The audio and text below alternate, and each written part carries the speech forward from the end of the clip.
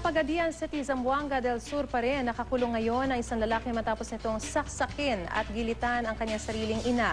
Sa Bacacay, Albay naman, agad na binawian ang buhay ang isang bata matapos matuklaw ng isang cobra.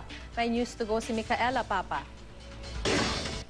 Matayog pa ang mga pangarap ng grade 6 student na si Justin Basiliano ng Bacacay, Albay.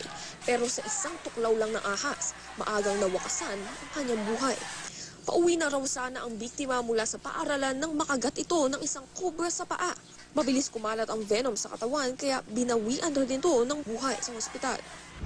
Sa Pagadian City naman, patay ang isang ginang matapos siyang pagsasaksakin at gilitan ng kanyang 21 anyos na anak.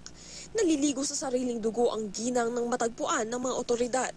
Base sa inisyal na investigasyon, nagtalo raw ang mag-ina sa loob ng kanilang bahay kaya pinatay ng anak ang sarili niyang ina. Sabog din daw sa droga ang sospek ayon naman sa mga kapitbahay. Sumuko rin ang sospek sa mga pulis at ngayon nakakulong na. 17 menor de edad mula sa Aklan ang pansamantalang kinulong matapos mahuli sa akto ang ilan sa kanila na gumagamit ng mga ipinagbabawal na gamot. Nakituloy lang daw ang mga kabataan sa isang boarding house matapos sumali sa isang dance showdown. Nagkataon namang nagsagawa ang mga pulis ng raid sa nasabing boarding house na iyon. Ipinatawag ang kanilang mga magkulang saka pinalaya. Micaela Papa, GMA News.